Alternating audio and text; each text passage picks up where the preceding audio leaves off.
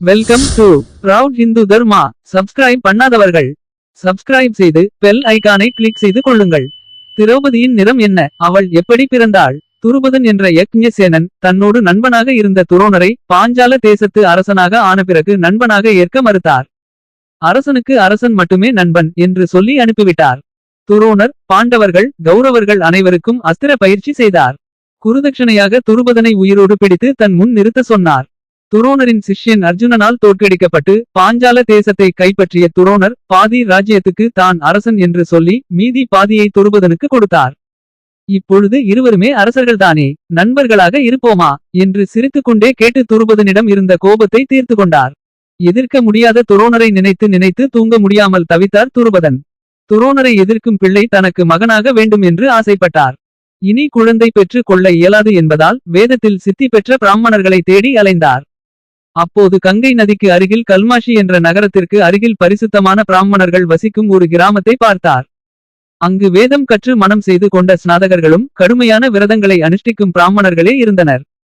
अभितः स अथ कल्माशीं गंगातीरे परिभ्रमन् ब्राह्मणावसथं पुण्यम् आससाद महीपतिः तत्र न स्नातकः कश्चिद् न चासीद व्रतोद्विजः. அங்கு காஷ்யப கோத்திரத்தை சேர்ந்த யாஜர் உபயாஜர் என்ற சகோதரர்களான இரண்டு பிரம்ம ரிஷிகளை கண்டார். तथैव तौ महाभागौ स अपश्यच्छंसित व्रतौ याज उपयाजो ब्रह्मर्षि भ्रातरौ पृषत आत्मजः संहिताध्ययने युक्तौ गोत्रतः चापि काश्यपौ. இவர்கள் இருவரையும் துருபதன் தன் புரோகிதர்களாக வரித்தார். உபயாஜர் இளையவர். அவரிடம் பணிவிடை செய்து தன் ஆசையை தெரிவிக்காமல் தொண்டு செய்து கொண்டிருந்தார் துருபதன். உபயாஜர் விரும்பிய அனைத்தையும் தானே சிஷ்யனாக செய்து கொண்டு பணிவிடை செய்தார். உபயாஜர், நீ எந்த நோக்கத்திற்காக இவ்வாறு பணிவிடை செய்து கொண்டிருக்கிறாய்? என்னிடம் சொல் என்று கேட்டார். உடனே, துரோணரை கொல்லத்தக்க பிள்ளையை விரும்புகிறேன். அதற்கு என்ன செய்ய வேண்டுமோ அதை நீங்கள் எனக்கு செய்ய வேண்டும். உங்களுக்கு வேண்டிய தனம் கொடுக்கிறேன் என்று சொன்னார். அதை கேட்ட உபயாஜர், துருபதனே, நான் எதையும் விரும்புகிறவன் அல்ல. பிரயோஜனத்தை யார் விரும்புகிறார்களோ அவரிடம் சென்று கேள் என்று சொன்னார். உபயாஜர் மறுத்த போதும் தொடர்ந்து அவருக்கு ஒரு வருட காலம் பணிவிடை செய்து கொண்டே இருந்தார் துருபதன். இதனால் மகிழ்ச்சி அடைந்த உபயாஜர் துருபதனை பார்த்து, என்னுடைய அண்ணன் ஒரு சமயம் யாருமில்லாத காட்டில் நடந்து கொண்டிருந்தபோது சுத்தமான இடமா என்று ஆலோசிக்காமல் உடனே அங்கு விழுந்து கிடந்த பழத்தை எடுத்து சாப்பிட்டார். அவர் பின்னால் சென்று கொண்டிருந்த நான் என் அண்ணனின் இந்த தகாத செயலை கண்டேன்.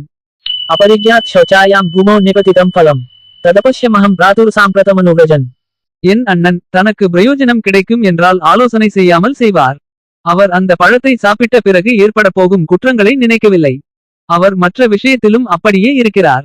வேதத்தை அத்தியனம் செய்த பிறகு பஞ்ச மகா யக்ஞங்களை செய்த பிறகு பூமியில் இறைந்து கிடக்கும் அன்னத்தையும் பிக்ஷையாக கிடைத்த அன்னத்தையும் சாப்பிடும் போது அதன் சுவையை பற்றி அடிக்கடி பேசுவார். ऐक्षमुञ्चेन सहितं भुञ्जानस्तु तदा तदा कीतयत्येव राजर्षे भोजनस्य रसं पुनः.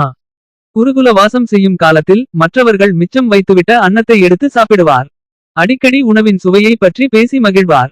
அவர் எப்பொழுதும் பிரயோஜனத்தில் ஆசையுள்ளவர் என்பதால் உனக்கு யாகம் செய்வித்து உபகாரம் செய்வார் என்று நான் நினைக்கிறேன். நீ இப்போது அவரிடம் செல் என்றார் உபயாஜர். சரி என்று சொல்லி மூத்த சகோதரரான யாஜர் இருக்கும் ஆசிரமம் சென்றார் துருபதன். அவரை நமஸ்கரித்து, யாஜரே, உங்களுக்கு 800 பசுக்களை கொடுக்கிறேன். பிராமணர்களிடம் இருக்கும் க்ஷத்ரிய பலத்தை க்ஷத்ரியன் ஜெயிக்க முடியாது. ब्रह्मबन्धु प्रणिहितं नक्षत्रं क्षत्रियो जयेत्. பிராமணரே, துரோணரிடம் நான் செய்து கொண்ட விரோதத்தால் அவர் கோபத்தில் அகப்பட்டு அவமானத்துடன் அவரிடம் சரணாகதி செய்தேன். எனக்கு யாகம் செய்து கொடுங்கள். எந்த காரியம் செய்தால் எனக்கு துரோணரை கொல்லும் பிள்ளையும் அர்ஜுனனுக்கு ஏற்ற மகளும் பிறப்பாளோ அதற்கு ஏற்ற யாகத்தை செய்து கொடுங்கள். येनमे कर्मणा ब्रह्मपुत्रः स्यात् द्रोणमृत्यवे अर्जुनस्यापि वै भार्या भवेद्या वरवर्णिनी. துரோணரின் பயத்திலிருந்து என்னை காப்பாற்றுங்கள். அந்த துரோணர் பிரம்மஞானி. அவரிடம் பிரம்ம தேஜசும் உள்ளது, க்ஷத்ரிய சக்தியும் உள்ளது. அவருக்கு மேற்பட்டவர் இல்லை. நண்பர்களுக்குள் உண்டான சண்டையால் துரோணர் என்னை ஜெயித்து விட்டார். அவருக்கு சமமாக க்ஷத்ரியன் இப்போது பூமியில் இல்லை. பரத வம்ச குருவாக உள்ள இவரின் அம்புகள் எதிரிகளின் தேகத்தை பிளக்கக்கூடியவை. அவருடைய வில் 6 முழம் நீளம் கொண்டது. அவருடைய சக்தி நிகரில்லாதது. அந்த துரோணர் பார்க்க பிராமணர் போல இருந்தாலும் க்ஷத்ரியர்களின் வலிமையை தடுக்கிறார். षड्रत्नि धनुश्चास्य खड्गमप्रतिम तथा स हि ब्राह्मण विषेण क्षात्रं बेगमसंशयम्. அவர் யுத்தத்தில் கார்த்தவீரியனுக்கும் கட்வாங்கனுக்கும் நிகராக இருக்கிறார். பரசுராமரை போலவே க்ஷத்ரியர்களை அழிப்பதற்காக பிறந்து இருக்கிறார். प्रतिहन्ति महिष्वासो भारद्वाजो महामनाः कार्तवीर्य समूहेश खट्वांग प्रतिमो रणे क्षत्रोच्छेदाय वहितो जामदग्न्य एवास्थितः. க்ஷத்ரிய தேஜசும் பிராமண தேஜசும் சேர்ந்த இவர் புகழோடு இருப்பது ஆச்சரியமில்லை. இவரை ஈட்டியும் கத்தியும் ஒன்றும் செய்ய இயலாது. மந்திரங்கள் சொல்லி ஆகுதி விடும் போது ஏற்படும் அக்னியைப் போன்று அவர் பிரம்ம தேஜஸ் உள்ளது. அவரிடம் உள்ள அஸ்திர பலமோ பயத்தை உண்டு செய்கிறது. எதிரிகள் தாங்க முடியாததாக உள்ளது. க்ஷத்ரிய தேஜஸ் பிரம்ம தேஜஸை சந்திக்கும் போது பிரம்ம தேஜஸ் ஜெயிக்கிறது. இதனால் க்ஷத்ரிய தேஜஸ் கொண்ட நான் தோற்றேன். இப்போது பிரம்ம தேஜஸ் உள்ள உங்களை நான் சரண் அடைகிறேன். எனக்கு துரோணரை கொல்ல கூடிய புத்திரனை தாருங்கள். உங்களுக்கு 10 கோடி பசுக்கள் கூட கொடுக்கிறேன் என்றார் துருபதன். யாஜர் அப்படியே ஆகட்டும் என்றார். தன் இளைய சகோதரனான உபயாஜரையும் குருவின் காரியம் இது என்று சொல்லி யாகம் செய்ய அழைத்தார். तथेत्युक्त्वा तुम तम याजो यज्ञार्थम् उपकल्पयन् गुर्वत इति चाकामम् उपयाजम् अच्योदयत्. துருபதனை பார்த்து நீ பயப்படாதே. என் யாகத்தால் உனக்கு புத்திரன் பிறப்பான். எழுந்திரு. கவலை இல்லாமல் யாகத்திற்கு செய்ய வேண்டிய சாமக்கிரியைகளை செய் என்றார். அந்த பிராமணர் சொன்னபடி சாஸ்திரப்படி ஹோமம் செய்தார். கௌசவி என்ற தன் மனைவியோடு சௌத்ராமணி என்ற யாகத்தை செய்ய தொடங்கினார் துருபதன். ब्राह्मणो द्विपदां श्रेष्ठो जुहावच यथाविधे कौसवी नाम तस्यासीद्या वै तां पुत्रगृद्धिनः सौत्रामणिं तथा पत्नीं ततः काले अभ्ययात् तदा. பூர்ணாகுதி செய்யும் சமயத்தில் யாஜர் யாகத்திற்காக வைத்திருந்த ஹவிசை எடுத்து துருபதனின் மனைவியை பார்த்து இந்த ஹவிசை சாப்பிடு. உனக்கு வம்சத்தை வளர்க்கும் ஒரு புத்திரனும் ஒரு பெண்ணும் சீக்கிரத்தில் பிறக்கப் போகிறார்கள் என்றார். तेहि मां राज्ये पृषति मिथुनं त्वाम् उपस्थितम् कुमारश्च कुमारी च पैतृवंश विवृद्धये. உடனே அவள் நான் மஞ்சள் பூசிக்கொள்ளவில்லை. இனிய வாசனை திரவியங்கள் தான் பூசிக்கொண்டு இருக்கிறேன். புத்திரனை கொடுக்க நான் உங்கள் மனைவி கிடையாது. யாகத்தை மட்டும் செய்யுங்கள் என்று சொன்னாள். नालिप्तं वै मम मुखं पुण्यान् गन्धान् बिभर्मि च न पत्नी ते अस्मि सूत्यर्थे तिष्ठ याज मम प्रिये. யாஜனால் யாகம் செய்யப்பட்டு உபயாஜனால் மந்திரிக்கப்பட்ட இந்த ஹவிஸ் பலன் தராமல் போய் விடாது.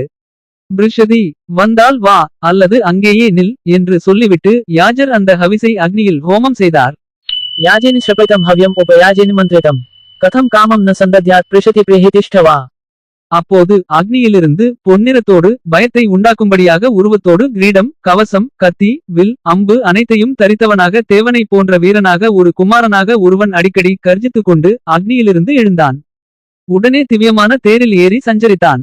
एवमुक्त्वा तु याजेन होते हविषि संस्कृते पुत्रस्थो पावकात् तस्मात् कुमारो देवसनिभः ज्वालावर्णो घोररूपः किरीटी वर्मधारयन् वीरः सखङ्गः सशरो धनुष्मांस नदन्मुहुः. அப்போது ஒரு அசரீரி வாக்கு கேட்டது. இவன் துரோணரின் சிஷ்யனாகவும் அவருக்கு யமனாகவும் இருப்பான். இவன் பாஞ்சாலர்களின் பயத்தை போக்கி புகழை உண்டு செய்வான் என்று சொன்னது. ஆகாயத்தில் கண்ணுக்கு புலப்படாத ஒரு தெய்வம் இப்படி சொன்னதை கேட்ட பாஞ்சாலர்கள் நல்லது நல்லது என்று பேசிக் கொண்டனர். இரண்டாவது ஹோம காலம் வந்தபோது மந்திரம் சொல்லி ஹவிசை அக்னியில் ஹோமம் செய்தபோது பாஞ்சாலியாகிய குமாரியும் யாக அக்னியின் மத்தியிலிருந்து எழுந்தாள். तृतीयायां च होत्रायां होते हविषि मन्त्रते. ருஷதியாகிய கௌஸ்வி புரோகிதரான யாஜர் சொன்னதை மறுத்ததால் அழகான பாஞ்சாலி அக்னியிலிருந்தே வெளிப்பட்டு விட்டாள். மனதை கவரும்படியாகவும் கருத்த நிறமுடையவளாகவும் தாமரை இதழ் போன்ற கண்களும் கருத்த சுருண்ட கேசங்கள் உடையவளாகவும் இருந்த அந்த கன்னிகை ஸ்ரீதேவிதான் வேறு நிறத்தில் மனித வடிவம் எடுத்து வந்தது போல அக்னியிலிருந்து உண்டானாள். पुनः कुमारी पाञ्चाली सुभगावेदि मध्यगा अन्तर्विद्यां समुद्भूता कन्या सा सुमनोहरा श्यामा पद्मपलाशाक्षी नीलकुञ्चित मूर्धजा मानुषं विग्रहं कृत्वा साक्षात् श्री एव वर्णिनी. அவள் நகங்கள் உயர்ந்தும் சிவந்தும் காணப்பட்டது. அழகிய புருவங்களும் அழகிய மார்புகளையும் கொண்டிருந்தாள். அவளுடைய தேகத்திலிருந்து நீலதாமரை மலரின் மனத்துக்கு நிகரான வாசனை ஒரு குரோசம் வரையில் வீசிற்று. ताम्रतुंग नखी सुब्रू चारुपीन पयोधरा नीलोत्पल समो गंधो यस्याः क्रोशात् प्रधावते. ஒரு குரோசம் என்பது கூப்பிடும் தூரம். ஒரு குரோசம் என்பது ஒரு யோஜனையில் 4 ஒரு பங்கு. அவள் அழகு அனைத்து அழகையும் விட மேலாக இருந்தது. பூமியில் அவளுக்கு நிகராக சொல்ல உவமை கூட இல்லை. அவள் தேவர்களும் யக்ஷர்களும் அசுரர்களும் விரும்பத்தக்க பெண். அழகிய மார்பை கொண்ட இவள் பிறந்த பிறகு மறுபடியும் அசரீரி வாக்கு கேட்டது. உலகில் உள்ள பெண்களில் சிறந்தவளான இந்த கிருஷ்ணை கருமை நிறத்தவள் க்ஷத்ரியர்களை நாசம் செய்ய அவதரித்து இருக்கிறாள். அழகிய இடையுள்ள இவள் காலம் வரும்போது தேவகாரியத்தை நிறைவேற்றுவாள். இவளை காரணமாக கொண்டு க்ஷத்ரியர்களுக்கு பெரும் பயம் உண்டாக போகிறது என்று அசரீரி சொன்னது. அதை கேட்ட பாஞ்சாலர்கள் அனைவரும் சிங்கம் போல கர்ஜித்தனர். அவர்களுக்கு ஏற்பட்ட சந்தோஷத்தை கண்டு பூமியே தாங்க முடியாமல் தவித்தது. இவ்வாறு துருபதனுக்கு இருவரும் பிறந்தனர். இவர்கள் பிறந்ததை கண்ட பிருஷதி இவர்கள் இருவரும் என்னை தவிர யாரையும் தாயாக பார்க்க கூடாது என்று யாஜரை சரணடைந்தாள். யாஜர் துருபதனின் விருப்பத்துக்காக அப்படியே ஆகும் என்று சொன்னார். ஜெயிக்க முடியாதவனாக இவன் இருப்பான் என்பதால் திருஷ்டன். அதே சமயம் திம்னம் என்ற பொன் மயமான கவசத்தோடு பிறந்துள்ளதால் இவனுக்கு திருஷ்டதிம்னன் என்ற பெயர் இருக்கட்டும். இந்த பெண் கருமையாக இருப்பதால் கிருஷ்ணை என்ற பெயரோடு இருப்பாள் என்று பிராமணர்கள் மன மகிழ்ச்சியோடு பெயர் வைத்தனர். திருஷ்டத்யும்னனுக்கு துரோணரே உபாகர்மம் செய்து கல்வி கற்றுக் கொடுத்தார். தனக்கு யமனாக இருக்க போகிறவன் என்று தெரிந்தும் தனது புகழை காப்பாற்றிக் கொள்ளவும் விதியை விலக்க முடியாது என்பதாலும் குருவாக இருந்து அனைத்தையும் சொல்லிக் கொடுத்தார். அவனும் சீக்கிரத்திலேயே அனைத்து அஸ்திரங்களையும் விரைவாக கற்றுக்கொண்டு விட்டான். இவ்வாறு வியாச மகாபாரதம் சொல்கிறது. நன்றி. மீண்டும் இது போன்ற ஆதாரபூர்வமான ஸ்லோகங்களோடு அதன் அர்த்தத்தோடு நாம் சந்திக்கலாம்.